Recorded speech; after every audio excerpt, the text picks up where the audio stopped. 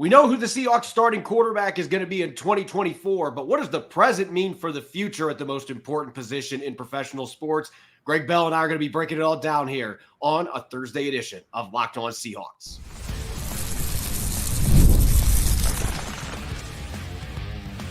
You are Locked On Seahawks, your daily Seattle Seahawks podcast, part of the Locked On Podcast Network, your team every day.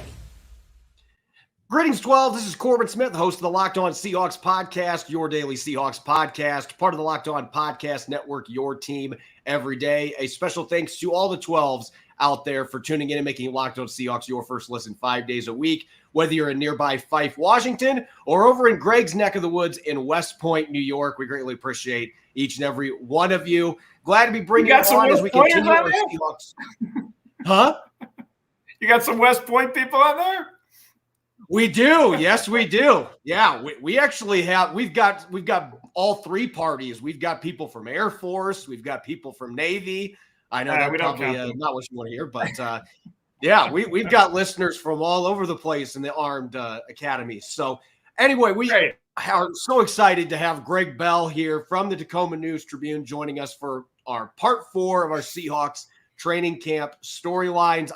As I just mentioned there, with the West Point background, former captain in the U.S. Army, now has been in the NFL reporting world for a long time, a good friend, very good at his job. So excited, Gregg, to have you joining us here on the show. So we can talk about that kind of important position in professional sports. Well, thanks for the kind introduction, Corbin. You do great work. I'm honored to be on the Locked On series. Quarterback. We all know Geno Smith's the quarterback for 2024, but that only begins partly to tell the story, doesn't it? They have questions for beyond. You and I both agree they probably don't have questions for 2024 unless Geno Smith gets injured or is one of the worst quarterbacks in the league. And I mean, like 1-7 with leading the league in interceptions. Then Sam Howell's not going to play. But them trading for Sam Howell absolutely puts in question who's the quarterback of the future.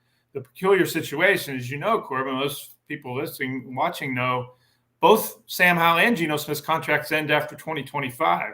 The rookie deal that the Seahawks inherited from the Commanders in the trade for Sam Howell also ends after 2025, as does that 3-year $105 extension for Geno Smith. So, as you alluded to, John Snyder didn't appreciate me asking him the night of the draft ending, what's your future at quarterback, when they didn't draft one for the 13th time in 15 years.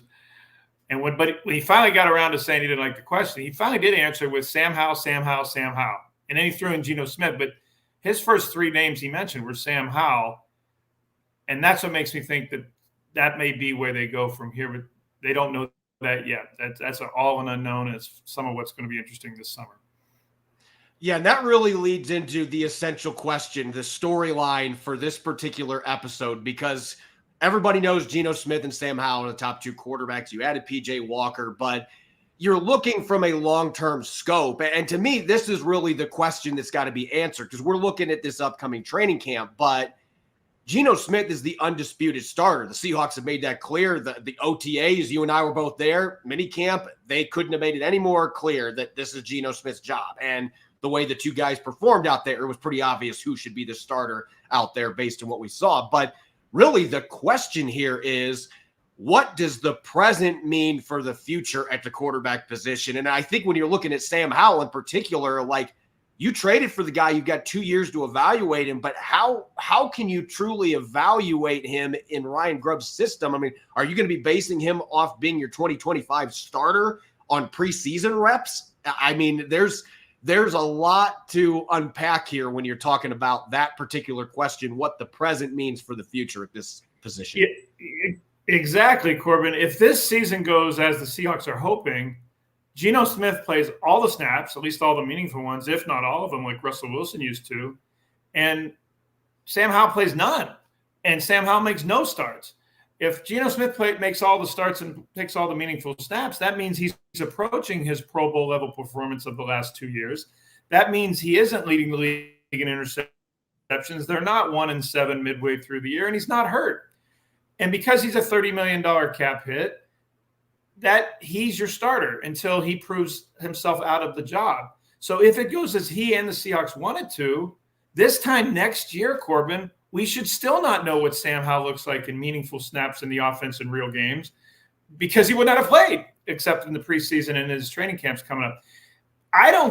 To answer the question, I can't see how they could make the determination in these summer practices, preseason games, yeah, Sam Howell's our guy for the future. I don't see that.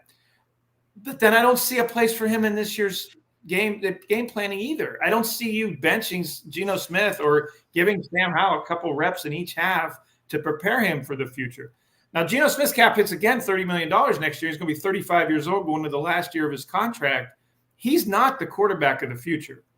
He's not. Unless he throws for 5,000 yards and becomes an all-pro and they go to the NFC title game or the Super Bowl, they're not going to give him a new contract. Will they give Sam Howell a new contract based on preseason games in a training camp? That's really the question that they're looking at right now. Yeah, that really is the dilemma here because, and when they made the trade for Sam Howell, it's interesting because the day that it happened, I actually floated the idea that I thought that this was a possibility. Washington was going to be moving Sam Howell. And I know that John Schneider was very interested in him in the draft a few years ago.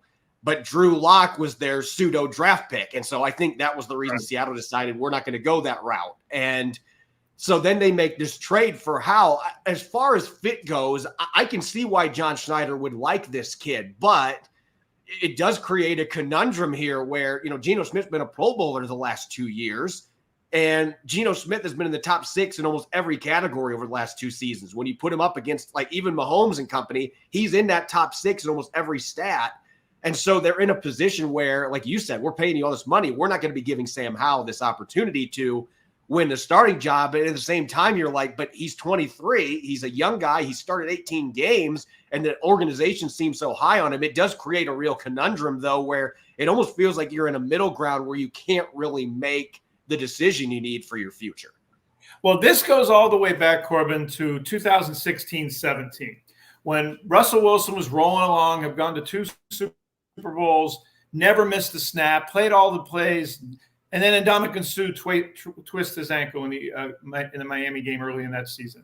And then he sprains his knee 2 weeks later, and doctors told Russell Wilson he shouldn't have been playing for 4 weeks. He had round-the-clock PT in his house. But he had to miss meaningful snaps in the middle of the game for the first time in his career. And who did they have at backup that year? Tyrone Boykin. Tyrone Boykin. An undrafted rookie from TCU who had a really hard time staying out of trouble off the field, who had a hard time learning the playbook in the offense and didn't expect to ever play because Wilson never came out. And then he had to get thrown in there. And Pete Carroll and John Schneider said, holy cow, we can't have this anymore. We can't have a guy with no preparation experience in the NFL who's never started a game as our break glass in case of emergency. That's when they traded for Brett Hundley, traded a draft pick to get the former Green Bay Packer one-time starter. That's when they traded for Drew Lock, another former starter in the NFL. Ever since that Boykin year, they've gone the route of, no, we're getting a guy who has been a starter before. Geno Smith signed from the Chargers to the Seahawks after that. So since the Boykin year, they've had Geno Smith, they've had Lock, they've had Brett Hundley to try to avoid what they got scared out of their wits about than when Boykin had to play that year. That is the same thing with the trade for Howell. Howell is exactly in the same point as that Drew Lock was when they got Lock in the Russell Wilson trade. Howell has, just like Lock does, he was a former starter at the previous team that drafted him. He led the league in interceptions in that year that he did start in a trial by fire season. He's still on his rookie contract, and he has 2 years left on that rookie contract. It's exactly the same situation Drew Lock had when he came here before the 2022 season in the Russell Wilson trade. So for the present, it absolutely fits what John Schneider has vowed he'll never back himself in the corner again in getting an undrafted, inexperienced guy as the number 2. But again, that still doesn't answer the question of the future. Now, if they believe in Sam Howell so much and what he did in Washington in his one season and what they saw at North Carolina when they scouted him a few years ago, they could give him the job. And beyond 2025, they could give him a contract that wouldn't cost a lot of money. And they would hope that they would be in the same situation, something like they were when they went to the Super Bowls with Russell Wilson, a quarterback, young in his career, on a low-end contract, not on a rookie deal anymore, but on a low-end contract that you could then give $100 million to DK Metcalf to re-sign if you wanted. Or you could go out and get a huge free agent and build the rest of your team around. The only time the Seahawks have gone to back-to-back Super Bowls, the only time they've won it is when they've had a quarterback on a rookie contract playing at an all-pro level, cheap enough that you can then buy the roster around him to make the team whole. The same thing the 49ers are doing with Brock Purdy right now. They can build and re-sign Bosa and re-sign McCaffrey and bring in offensive and defensive linemen and pay everybody who got good older than Purdy is, as long as Purdy's performing and not turning the ball over on a rookie contract. So Howell would not be just like that this time next year, but he wouldn't command a $100 million extension like Geno Smith did, and he wouldn't have the Pro Bowl season coming off of a 4,000-yard passing season to command that money. So that could be their thinking. Again, they'd be doing quite a leap of faith off a quarterback who, if their plans go in 2024 the way they want, he won't see the field this year. Yeah, it really is a fascinating situation because, again, Geno Smith, you and I've gotten to watch this guy the last 2 years. We've seen where his strengths are. We've seen where the weaknesses are. I'm of the opinion if you have a defense that is just average, you probably can win a playoff game or two with Geno Smith. But you and I both know that has not been close to the case the last 2 years with that defense out there. So there's just so many variables there when you're looking at the quarterback position.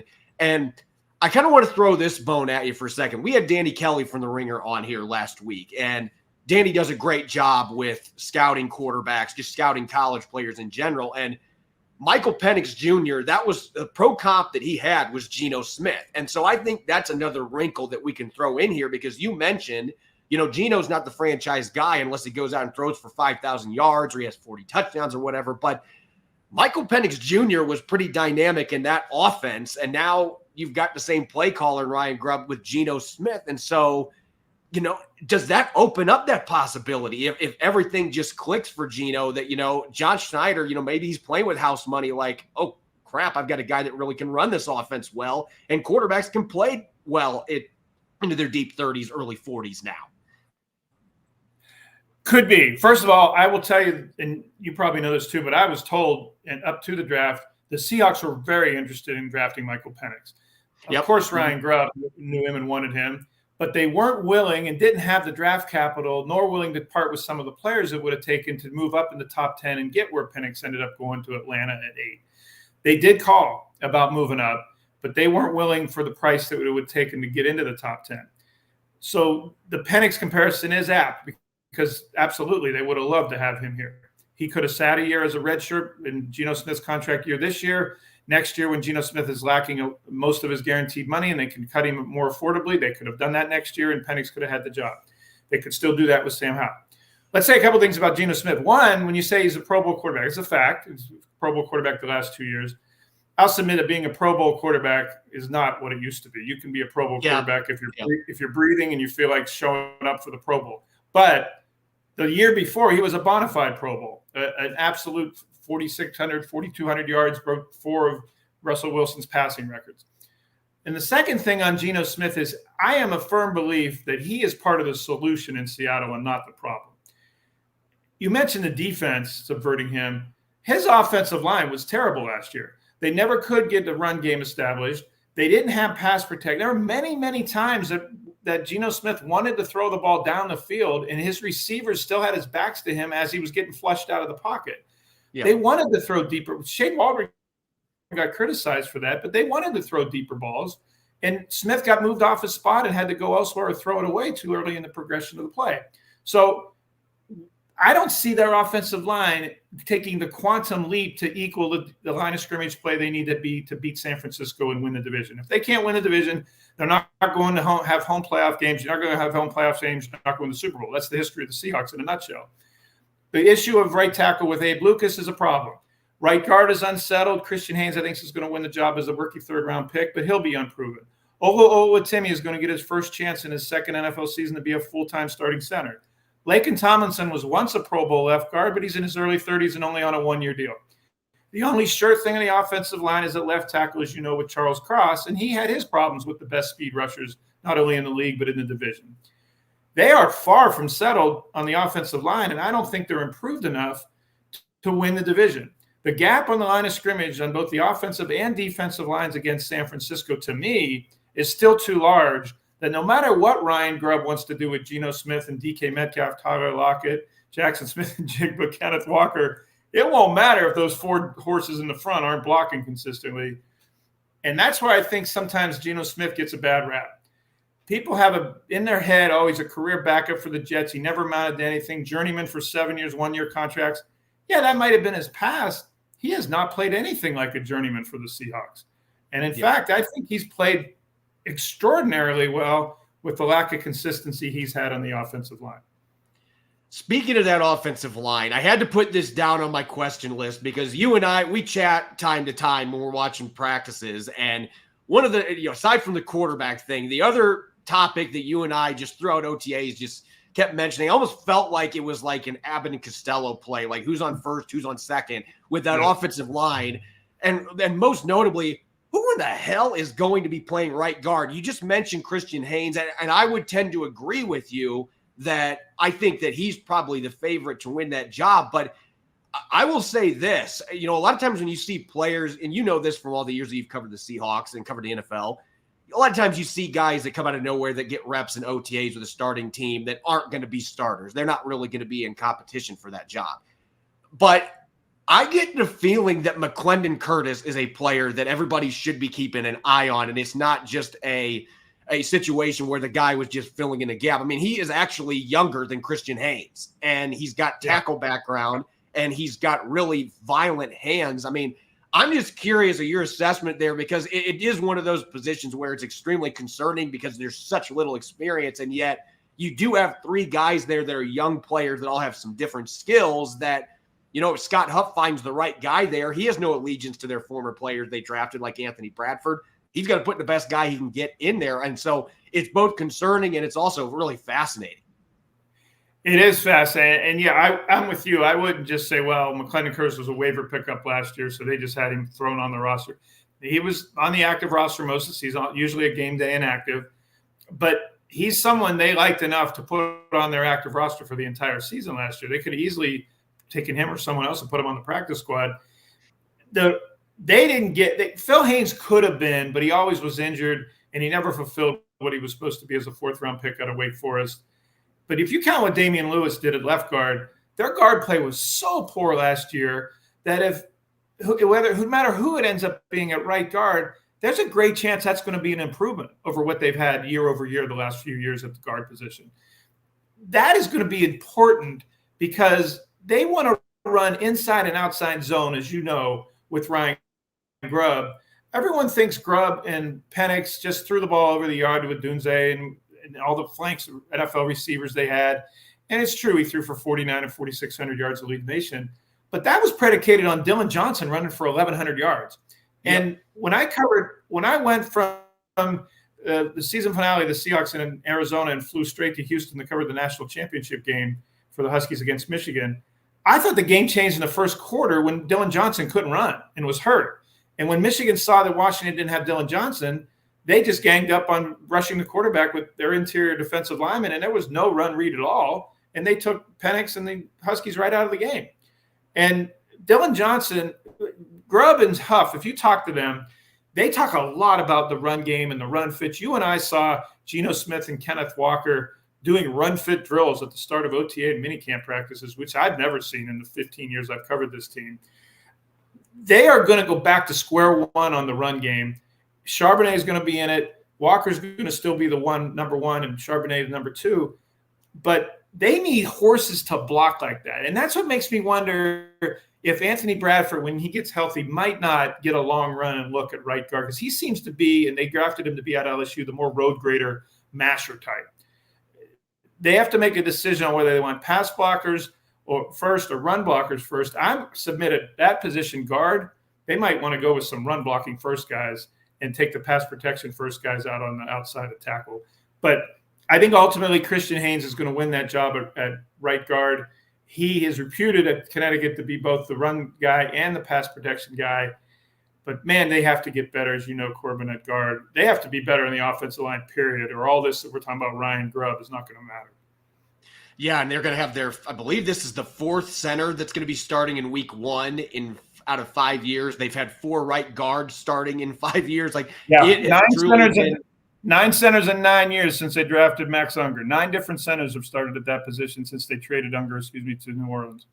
Yeah, it's really hard to compete for playoff wins and for divisions when you can't get any stability in the interior offensive line. And, when I look at this offense. But they got the Eskridge in the draft, though. They got the Eskridge in the draft. Sorry to remind Seahawks fans about that. There's some guy named that Creed Humphrey was there. Yeah, I think everybody, I get a lot of flack that I'm the one to blame for that because I had that weird dream the night before the draft that Seattle drafted D. Eskridge. So everybody calls it the curse of Corbin Smith. But anyway, fans love to be reminded of, the fact that Creed Humphrey was on the board and they've had other. I got to get you more cats. I got to get you more cats if you're dreaming about the draft. I got to do something, get you outside or get you off the draft note. I have never. In my defense, it hasn't happened since then. I don't remember any other. Yeah, but. When I look at this offense, Greg, because you mentioned the O-line, that is truly the concern there. But for me, the big question here, when we're thinking big picture, for things to go the best they can for this offense this year, for a team that was 17th in scoring last season, and a big part of that was the O-line, what does that look like to you? What is going to be the catalyst that makes it that this offense plays to their best ability? Is it going to be the emergence of young guys in the interior offensive line? Is it going to be, we can actually run the damn football this year? Or, is it just boiling down to the mastery of Ryan Grubb and his schematics? All those things could play into it, but what do you see as the biggest key for them to play to their potential this year? Corbin, the second thing you just posited, and that's running the ball. And Ryan Grubb, if they can run the ball consistently, and I mean get 5-6 yards in the early downs and have 3rd and 2 and 3 and 4 instead of 3rd and 9, 10 and 12 like Shane Waldron was always in, then Grubb can do anything he wants with his play action game. He can run the layered passing routes. He can feature the tight end on crossers. He can get DK Metcalf in one-on-one coverage because the safeties are going to get confused on whether to be covered in the middle of the field or the run on 3rd and 3. He can do what Washington did. If you watch the Huskies over time, they were in such good down and distances for most of Penix's 2 years of quarterback. And that allowed him to do anything in the playbook. How often have we seen the Seahawks on 3rd and Tequila, and the playbook is so small that they can't do anything? And that happened because of penalties and because of all kinds of problems we can go in. But the main reason was because they consistently did not run the football.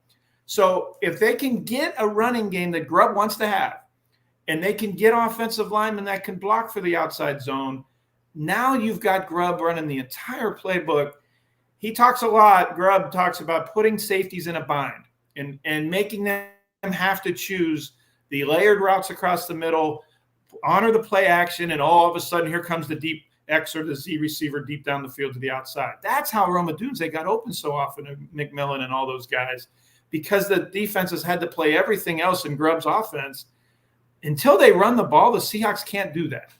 And they won't know the full Ryan Grubb experience until they can run the ball. We all are talking about Metcalf and Lockett and JSN and what Smith might be able to do with Grubb. We won't be able to see it until they run, and they won't be able to run until they have offensive line play to do it. And they were 28th in the league last year in rushing yards. They were 31st in rushing attempts. So it wasn't just the fact – they just couldn't – they were dead last in time of possession. That was really Ryan Grubb's biggest thing at Washington. Like, Washington chewed up clock. They were incredibly effective at doing that. So that is going to be crucial for the Seahawks to be able to get things going. Before I let you go, Greg, we talked quarterbacks for most of this segment, and I posted a poll earlier leading up to this show, and I was just straight up asking people who's going to be the quarterback for the Seahawks in 2025, and Geno Smith got almost 60% of the votes on that poll. So there's still a lot of fans that believe Geno Smith's going to be the guy in that last year of his contract. Who knows how that plays out? But I'm going to ask you to look into your crystal ball. Who is the quarterback for the Seahawks in 2025 and why? As it sits now, I'd say Sam Howell, but there's a chance he's not on the roster yet. I haven't had a deep enough look at the draft class for next year, but whether it's via trade or via draft, or there you go, right on cue. Yeah, I got you some incoming rookie QBs to look at, Greg. Yeah, and yours from Texas jumps off the page to me as someone that would be a Ryan Grubb type quarterback. I don't think – I'm not convinced the quarterback for 2025 – well, let's say 2026 is on the roster. For 2025, I'd say it's pretty even 50-50 bet that it's going to be Sam Howell. They are going to have, again, the final year of Geno Smith's contract as a courtesy to a veteran who's played that long and accomplished this much, and especially been a good soldier in the Seahawks locker room all those years for 3 years behind Russell Wilson. They would like to either decide on giving him an extension, Smith, by this time next year, or letting him know that, hey, this is where we're headed, and if you want to go find another team, you can do that. At age 34, going on 35, they would give him that opportunity. And if they knew he wasn't going to be the guy beyond 2025, they would let him know that and ask him if he wants to shop. He could get released. And as I said, the guaranteed money is mostly going to be off the books, and it won't cost them as much. I think it's $16 million cap hit, which with the cap going up again next year wouldn't be as prohibitive as it was even a couple of years ago. And Howell would then be your starter in the last year of his rookie deal. Again, the problem with that is they would not have seen Sam Howell in meaningful snaps if everything goes according to plan this year. So that is a leap of faith. And that would be a testament to what John Schneider and his scouting staff, which remember is still mostly the same, unlike the coaching staff in the Pete Carroll change and turnover. The scouting and personnel staff has largely stayed the same with Matt Berry and the college scouts. So if those guys really love Sam Howell as much as they portrayed when they drafted for him, well, then that would be the indication, wouldn't it, if they made him a starter for next year without having meaningful snaps for him. In your scenario that you said, if Geno Smith had a bonkers year, they could give him a bridge contract for, say, 2 years, take him to his 37th birthday, and then you would probably let Sam Howell go in that situation where you had him as a one-year insurance plan like Drew Lock was for 2 years here. They would let Sam Howell play out his contract next year as a 2025 backup. Yet again, it'd be the same thing as the Drew Lock situation. He'd be frustrated not playing. If you really pin me down and saying it right now, I think Sam Howell would be the starter for 2025. And I think the 2026 quarterback would be dependent on how Sam Howell does in that. Again, I am a guy that believes Geno Smith is part of the solution here. I'm not sure because of the offensive line if he's going to get the chance to blow it out for Ryan Grubb in this offense this year. That's what's going to be the big trick to this season. Yeah, when you're looking long-term for this team with the new head coach, I mean, the quarterback is clearly the biggest question just because of all the different variables that we've outlined here. And I'm very curious to see how this season ends up playing out with this new offense. Can the line protect Geno Smith? And how does that ultimately impact what John Schneider and company decides to do 2025 and beyond? Greg, it's always a blast talking football with you. And it's crazy to say, but I guess I'll see you in 12 days out on the sideline at the VMAC. Our summer is ending, Corbin. I feel like a guy going back to school, kicking and screaming, doesn't want to be there, wishes he could stay with his friends. Yeah. But hey, we got a more interesting week in Tennessee, don't we? Now the Jamal Adams is in Tennessee. Yeah, absolutely. The stories write themselves. I can just imagine some of the trash talk that's going to be happening on that practice field when we're in Nashville. They have fights already in joint practice in the NFL. I guarantee you there'll be fights on those Seahawks-Titans practice. DK Metcalf will be involved in some woofing in those practices for sure.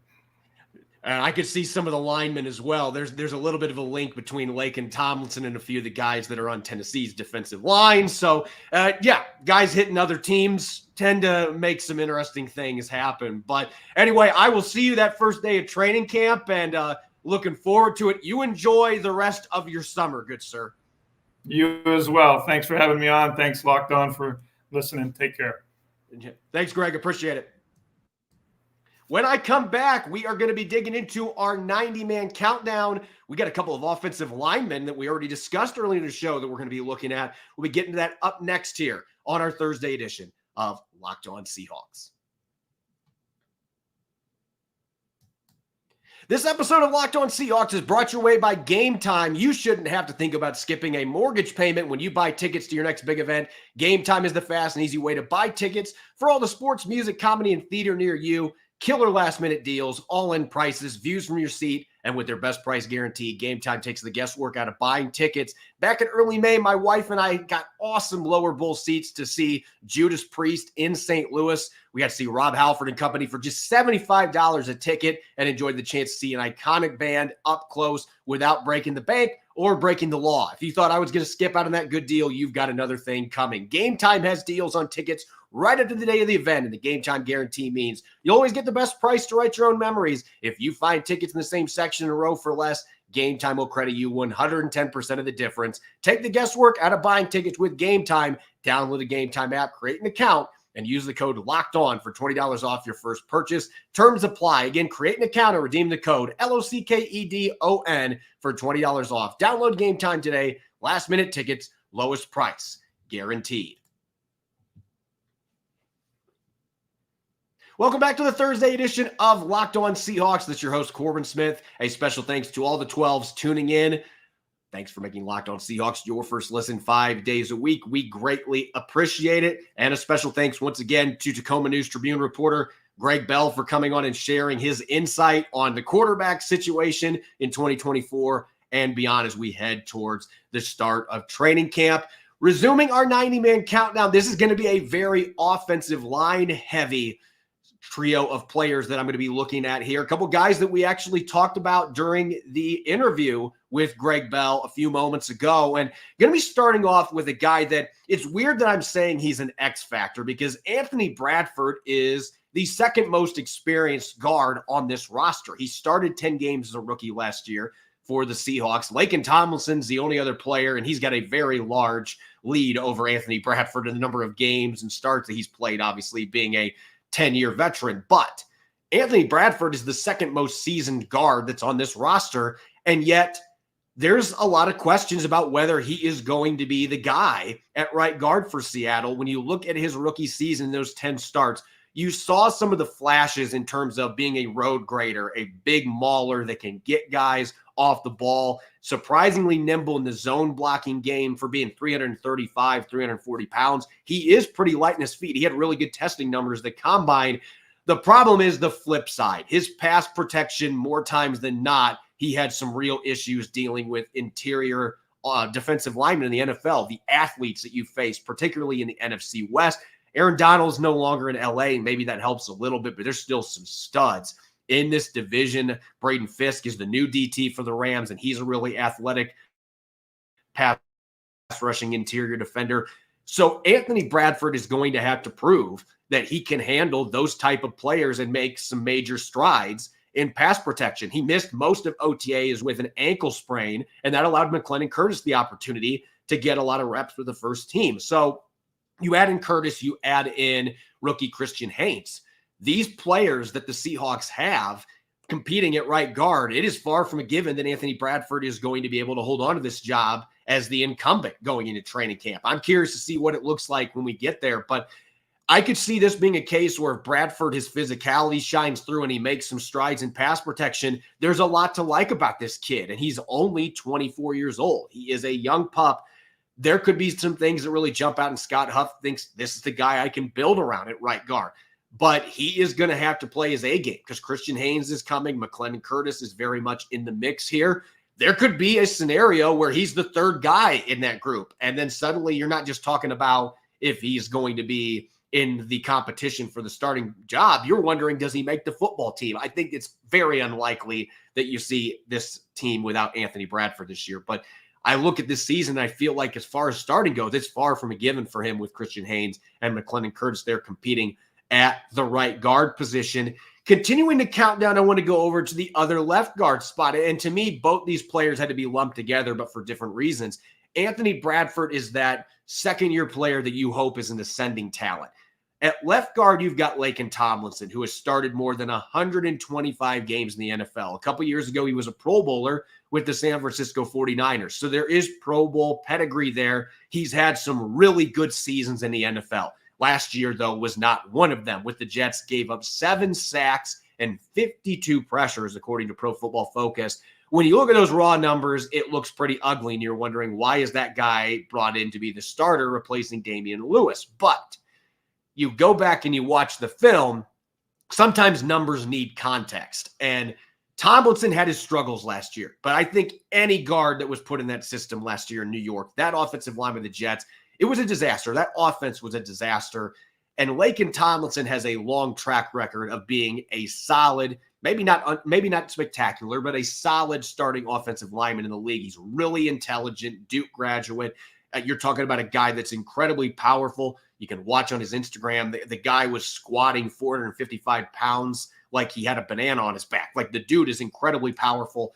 There's a lot to like about him. And I think that he's a player that could be that classic bounce back, just being in a better situation with a more technique sound offensive line coach in Scott Huff. At the same time, he's not your long-term answer. He is a one-year deal guy. You know, maybe he could be a bridge player for a couple seasons on one-year deals for you if he plays well this year. But you've got Satawa Lamea there that you're going to be developing. Maybe Bradford or Haynes is going to get the chance to play at left guard when the other one's starting at right guard. Maybe both those guys are your long-term starters. So as far as a long-term projection, you don't see Tomlinson fitting in there, but yet he's a very valuable player in the short term because of that experience, the fact that he has been a solid offensive lineman for most of his career, and all those games he's played, the veteran presence for Charles Cross next to him, a rookie, really a rookie center in year 2, but a rookie in the sense Oluwatimi has started just one game.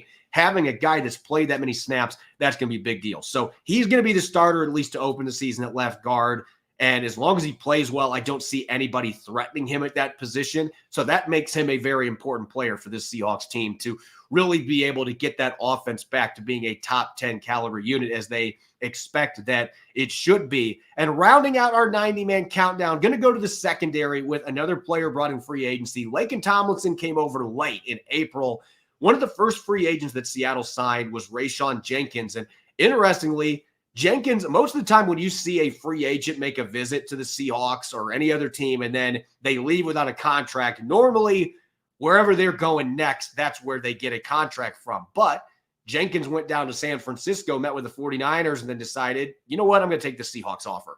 And so Seattle bringing in a guy in Jenkins who has played a lot of snaps at both safety positions, maybe not your most prototypical multiplicity-related safety out there in terms of he has been more of a strong safety in his career, but he has shown that he can play that free safety spot. And Mike McDonald wants players at safety that can play all over the field. Both Rayshawn Jenkins and Julian Love can do that. And Jenkins will come out. He'll stick you. He's a pretty sound tackler. He's had a couple seasons with 2 or 3 interceptions, so he can get some picks for you on defense. You can blitz him. Seattle was doing that quite a bit during OTAs and minicamp. I expect they're going to be aggressive with him in Mike McDonald's defense.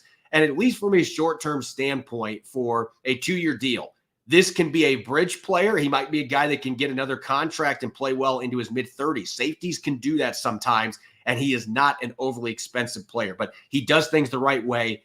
Very sound in terms of football IQ. He understands how to play multiple positions. You can move him all over the place. He's a guy that I don't know necessarily he's a master of anything, but he is really good at a lot of different things on defense. And so this is the kind of veteran that you need to bring in when you're a new coach like Mike McDonald, that you're trying to instill this new defense. You got a lot of young players. You need some veterans that are going to be able to come in and pick up that leadership void that is lost without Bobby Wagner and without Quandre Diggs. Rayshawn Jenkins is the guy that can do that. So he is going to be one of the starting safeties. I expect he's going to be on the field most of the time, if not all the snaps. He's going to be a player that's going to be out there for the Seahawks. And I think he's got a chance to be a really nice mid-range signing in terms of money, a guy that can give you some really good reps. And maybe if everything works out, maybe he's in the mix for a Pro Bowl like Julian Love was last year. He's got the talent to do that. I don't think he's an elite safety, but certainly a really solid one that I think this defense, this scheme, is going to be a good fit for him. As always, you can follow me on X and Threads at Corbin Smith NFL. Make sure to subscribe to Locked On Seahawks on YouTube and wherever you listen to your podcast to ensure you don't miss a single episode. Coming up tomorrow, it's Blue Friday. I'll be joined by my co-host, Nick Lee, and the two of us are going to start diving into some predictions for training camp as we get closer. We're less than 2 weeks away. Looking forward to this episode. Make sure that you're listening in and enjoy the rest of your Thursday. Go Hawks.